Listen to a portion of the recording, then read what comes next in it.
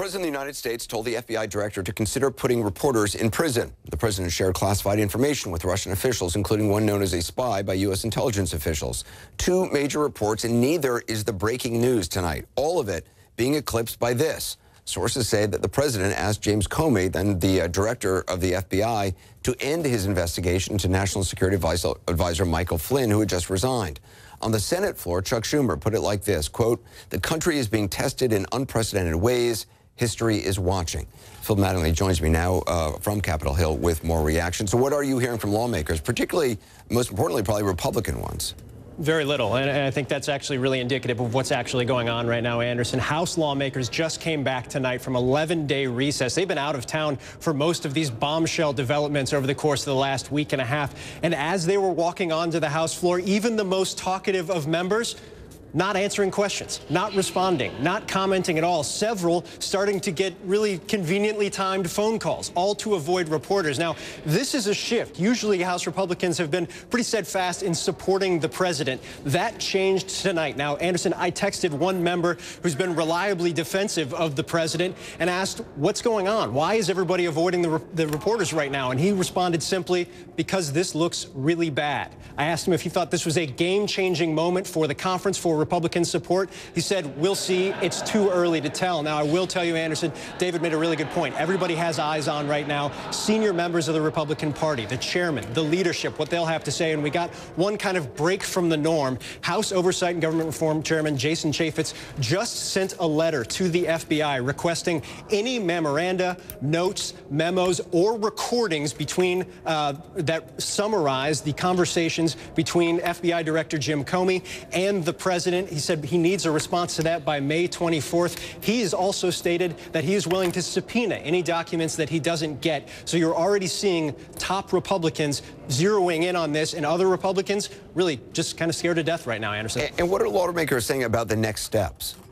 Well, I think you're hearing from both sides of the aisle right now that former FBI Director Jim Comey coming in and testifying is crucial. From House Republican leadership to Democrats across the board here saying that public testimony is crucial going forward. You obviously have the House Oversight Committee asking for documents. You had several Senate Democrats asking for any recordings to come through. So those documents, anything you get out of that are really important next steps. But I also think it's really important to note the frustration that I'm hearing behind the scenes right now, Anderson, is really palpable. I talked to one Republican senator earlier today before this latest news even broke and asked kind of how do you defend, how do you characterize what's going on in the Trump White House? He gave a very, very diplomatic answer last night, and then he leaned over to me and whispered, and he said simply, it's crazy. Every day is crazy. That's what you're hearing right now on Capitol Hill. Republicans, again, who have been steadfast supporters of the president, really recognizing that this is a very serious problem. And as they look forward to a very ambitious agenda, they thought control of Washington would help them secure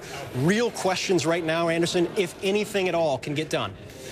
Words crazy from Capitol Hill. Phil Mattingly, thanks very much. Joining us now, Senator Richard Blumenthal, Democrat of Connecticut and a member of the Senate Judiciary Committee.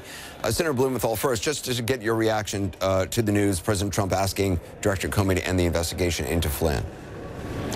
What we're seeing, Anderson, is a obstruction of justice case unfolding in real time.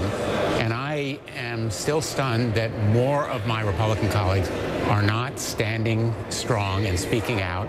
But I think they are shaken and almost shell-shocked by this news, as I was, because as stunning as the developments of recent days have been, this one really is a bombshell that tops all of them so far. I mean, do you think they're just looking after, obviously, their own interests? They obviously want this president to succeed, to have their agenda be able to move forward.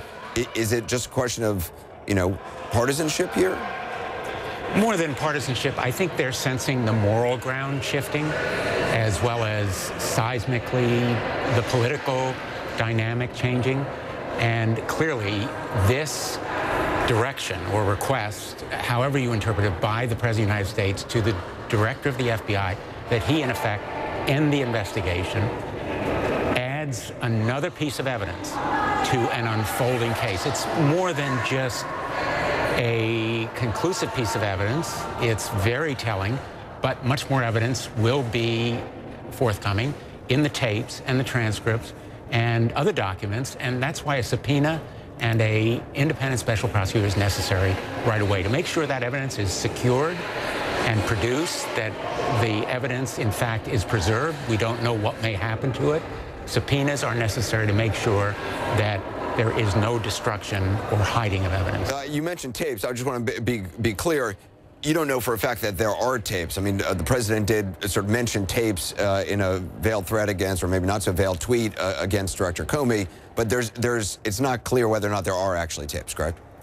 Very good point. And the reason for subpoenas is not only to obtain evidence that you know exists, it's also to find out what evidence there is, because the fact that the president has implied there are tapes means that there has to be some kind of authoritative request. A subpoena is issued by a grand jury, in other words, by a court, that says, in effect, produce any of the following: all subpoenas, all documents, all memos.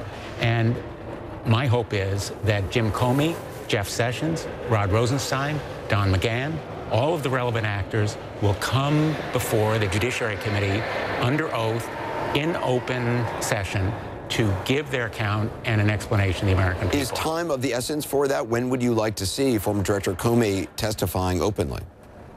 As soon as possible.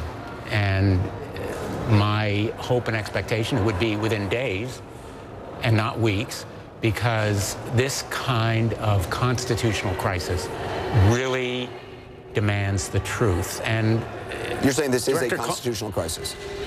The constitutional crisis involves confrontations of one branch against the other. And here we have Congress potentially issuing subpoenas against the president, which resulted in the case of United States v. Nixon back in the Watergate years, that went to the United States Supreme Court and ultimately precipitated Watergate. Now, the evidence needs to be followed wherever it will go. And so far, what we have is pieces of evidence that will form a chain or a mosaic that can be presented, in effect, to the jury, which may be the American public at the end of the day, or the folks who make decisions about whether to prosecute Flynn, Carter Page, Roger Stone, Paul Manafort, Trump associates who were involved in possibly colluding with the Russians. And there's a common thread here. The Russians were involved in meddling in our elections. The Russians were potentially aided and abetted by those Trump associates. The Trump ties to the Russians were at issue in the investigation, which the president wanted to stop. So there is a thread of evidence here that has to be pursued. Senator Blumenthal, I appreciate your time this very busy night. Thank you. Back with Jeffrey Toobin, David Gergen, also joining the conversation, Jeffrey Lord, Paul Begala, Matt Lewis, and Kirsten Powers. Jeff Lord, I mean, if this reporting is true, and right now it seems like it'll boil down to you know, what the president claims he said, although we haven't heard him tweet yet, and who knows what he'll tweet tomorrow morning, and what Director Comey believes the president said and wrote in notes. How much trouble is the president in for this? Well, we'll have to see, but there's no... If the story is accurate as reported... If the story is accurate, there will be a big deal. The question is it accurate? Let me just... The two quotes here from that memo as presented to the New York Times from the president: he is a good guy. I hope you can let this go. Comey replies, I agree, he is a good guy. The narrative seems to be that the president overstepped, that the president is doing this. There is no narrative here that James Comey was bargaining to keep his job. I don't know that he was, but does that indicate that? That's not the whole thing, Jeff. You didn't read the whole quote, though. Yeah. That's what it was. I copied it from the New York Times. More than that. He says let it go a couple times. Yeah. But even if it was... I mean, that is not Richard Nixon saying to Elliot Richardson, you do this or you're fired. No, this is like saying, nice house you got there, it'd be a shame if something happened to it. Right, I mean, it does, I mean, you can interpret it, yeah, you can interpret it in the most benign way, which is, yeah, he's a nice guy, and I hope you can let it go. I don't know But my point here... Do you think he's singing Let It Go? We are once again in high-tech lynching mode here. These media circuses happen. Clarence Thomas, Bill Clinton, I might add. But this is not a media circus. This is the President of the United States in the Oval Office excusing the Attorney General. Did he say go do this? Excusing his Vice President and talking to the Director of the FBI, a guy who... Did he instruct him to do it? Right? I mean, you don't think he's asking? Who can rid me of a troublesome priest? He did not instruct him to do it, and that's a big deal. You're telling me if the President of the United States brings you into the Oval Office and is standing close to you just like LBJ used to and you know, point at people and say, gosh, I hope you can find it in your heart to let this go, Jeff. I hope you can find it in your heart to say, to back me up on everything I have to say on TV. I get the option to do it or not. Yes, you do. Right? But Archibald Cox had no option. He was fired. Okay. That's it. All right, Paul? In February, the president meets, we now know, privately with the FBI director. Hugely inappropriate. Maybe obstruction of justice. I'll leave that to the attorneys. This is, by the way, after the president has allegedly asked the FBI director for a pledge of loyalty. Oh, I forgot about that. Pledge of loyalty. Then this private meeting. Denies, does he not? Sure, he denies it, yeah. But until he tweets about it tomorrow and says he did it. Then he confirms it. I mean, let's just set the timeline. The first inquiry was a request of loyalty. The second, then he says, this is a good guy. I hope you can let this go. Then on March 10th, Comey testifies, confirming that Trump's campaign is under FBI investigation and that, in fact, Flynn is as well. There's much discussion that March 10th testimony by Comey about Flynn. So that's one way to tell the president, I'm not backing down. That was in March 10th. May 9th, Comey is fired. It's kind of we should also point out, and we're going to hear this from Sally Yates tonight, Sally Yates had told the Office of Legal Counsel, had informed the Office of Legal Counsel, apparently the first he'd heard this, that not only that Flynn had been interviewed by the FBI in the White House, and she gave the indication that the interview didn't go so well. The legal counsel asked for details. She wouldn't give details, but the indication was it didn't go very well. Then the legal counsel takes that to the president, and the president that night has dinner with Comey asking for a loyalty pledge, and then days later, after fire, 18 days later, has this meeting. Why is the president so loyal to General Flynn? I'm sure he's a good guy. I've never met him. That's not why. Come on. Right. All roads lead to Russia. No. That's what's going on here. And on the night he fired Flynn, I said that. I said, be very careful who you hire, Mr. President. Be more careful who you fire, because this guy knows where all the bodies are buried. And Matt, again, Sally Yates, and you'll hear it tonight, you know, the White House has continued to say there was nothing illegal that Flynn did. It was just a question of him lying to the vice president. Sally Yates says that's just not true, that there is illegality in the underlying behavior of Flynn. Yeah, and this could be the whole cover-up is worse than the crime thing, too, right? Whether or not there was any there now is potential obstruction of justice. And I think it's going to be very interesting to watch how Republicans react to this if they start jumping off. I can just say my sense is, you know, the football line, they are who we thought they were. For those conservatives like me who were concerned about Donald Trump in terms of issues like temperament, experience, and character, this is sort of the worry, you know. Yeah. The one worry was that Hillary would win. This is the other potential worry. Kirsten, I want to play something that the acting FBI director, McCabe, said in testimony last week in front of the Senate Intelligence Committee when he was asked about Comey's files after he was fired. Let's listen. Who was in charge of securing his files and devices when that information came down that he had been fired?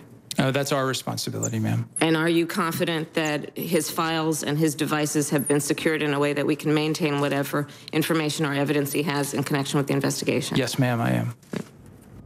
It's interesting, Kirsten, because also just from some of our reporters reporting, they've talked to people who apparently have a copy of at least one of the memos. Right, yeah, I mean, so I think, you know, Jason Chaffetz has said that he's ready to subpoena that memo if they don't hand it over, so hopefully they'll do that. They also should subpoena, and I think Congressman Schiff has said this, they need to subpoena the tapes if they exist, right? And then they need to find out if there was, it's probably unlikely there was someone in the room taking notes, but if there was anybody there, they need to confirm that the Attorney General and Vice President Pence were asked to leave. There are a lot of different things that I think that they have to look at. But I just want to say on the, you know, the cover-up worse than the crime thing, I mean, there's really no need for a cover-up unless something happened, right? And I think even for people who wanted to give Donald Trump the benefit of the doubt on the Russia situation, the last couple of days really should give them pause, because he's sort of frantically trying to stop this investigation, right? He's not looking out for General Flynn, because as Paul said, he doesn't really do that for other people. But let me finish. Unless that impacts him somehow. And then the fact that he fired the FBI director. I mean, this is somebody who is kind of panicking, I think. But I could see Trump doing this sort of thing because he is an egomaniac, because he's thin-skinned, and because he doesn't have the experience to understand the repercussions. Maybe I'm giving him the benefit of the doubt. I mean, because you make it sound like... No, I think he is a child. I think he is a child. That's fundamentally the point. I think he's a child. All right. Everyone, we have more coming up on tonight's breaking news.